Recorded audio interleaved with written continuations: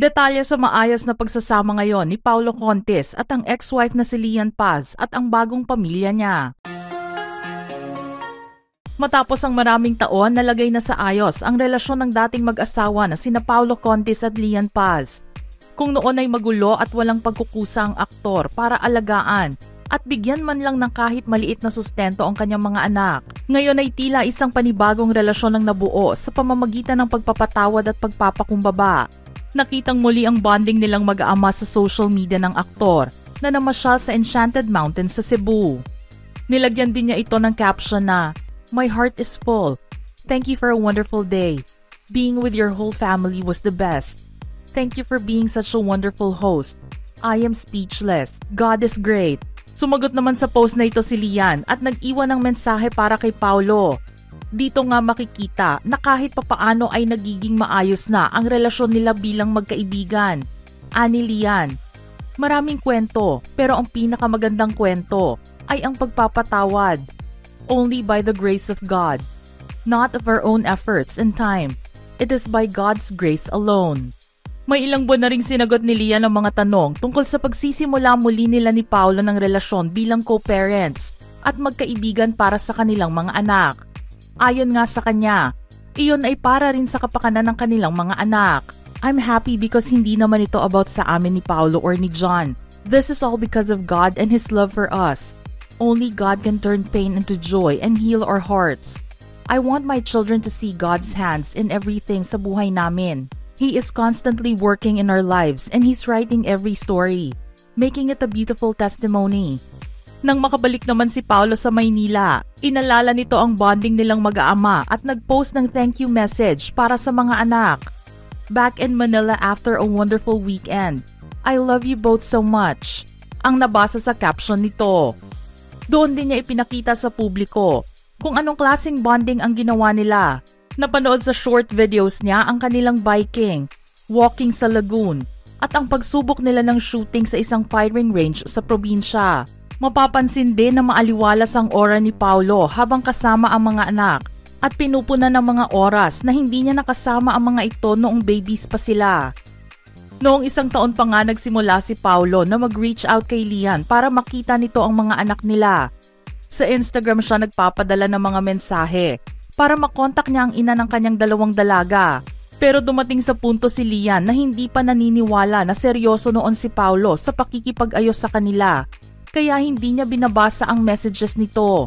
Aniya, kung mag-give up na, then it means hindi seryoso, 'di ba? Hanggang doon lang yung effort. Medyo lately lang siguro na okay. Kasi I was trying to also check on his heart kung parang, seryoso na ba? Totoo na ba to? Yung paglapit niya. Kasi pag na-involve yung media, then I would think baka it's all for the media. At ayokong masama yung mga bata. Kasi my kids are really private and doing good in school. So I don't want to jeopardize that. Noong malaman ni Lian na seryoso si Paulo at walang media na involved sa muli nitong paglapit sa kanila, doon lang niya napatunayan na maganda ang intensyon nito sa kanilang pamilya. Unang nabalita ang pagkakaayos ni na Paulo at Lian, ilang buwan matapos na lumabas ang tungkol sa hiwalayan ng aktor sa aktres na si Ian Santos. Ilang litrato ang ibinahagi ni Paulo sa pagdiriwang nila ng kaarawan ng bagong mister ngayon ni Lian na si John Cabahug.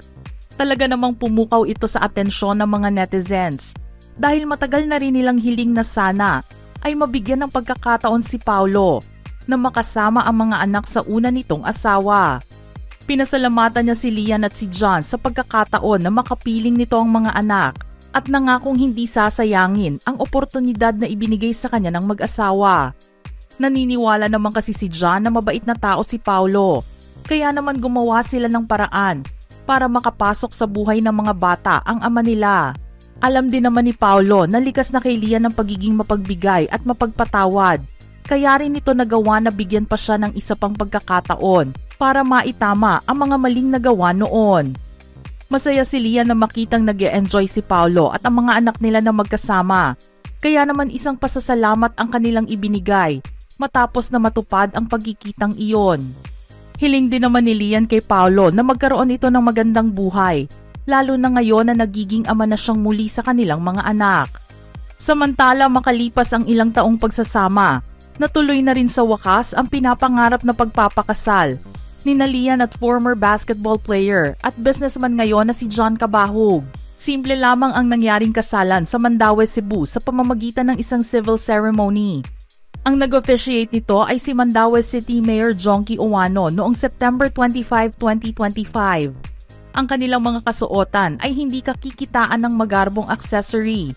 Nag-post si John sa kanyang social media at nag-iwan ng maikli ngunit sweet na mensahe para sa kanyang misis. I love you forever, Lian, na may white heart emoji at infinity symbol ang kanyang inilagay sa caption. Suot ni Lian ng isang long-sleeve bridal gown na sinamahan niya ng tiara, kaya naman nagmukha talaga siyang prinsesa noong araw na yon. Si John naman ay simpleng barong Tagalog ang isinuot. Ang paghahanda ni Lian sa araw ng kanyang kasal at ang kanilang wedding reception ay ginawa sa Fairfield by Marriott Cebu, Mandaue City. Na-engage sina Lian at John noong February 2021 matapos ang 8 taong pagsasama. High school pa lang sa Cebu nang sila ay magkakilala. Ngunit nagkahiwalay nang lumipat si Lian at ang kanyang pamilya sa Maynila.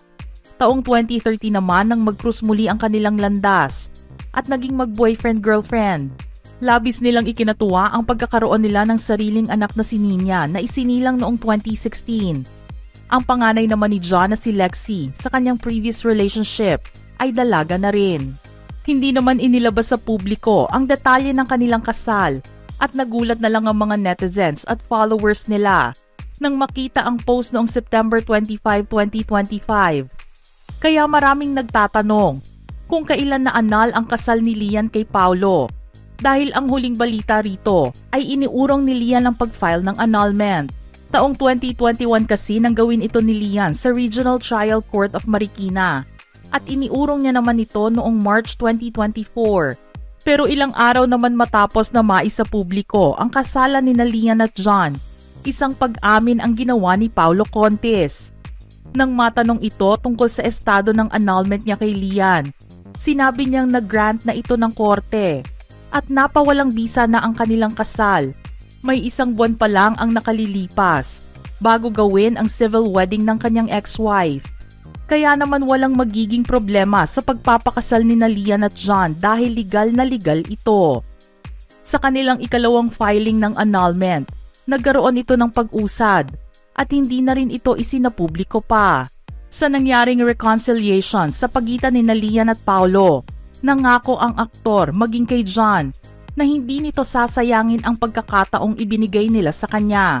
Nagkulang man si Paulo sa pag-aalaga sa kanyang mga anak.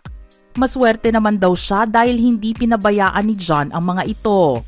Mga ka-showbiz peeps, ano ang inyong reaksyon sa ating istorya ngayon? Type your thoughts in the comments section below.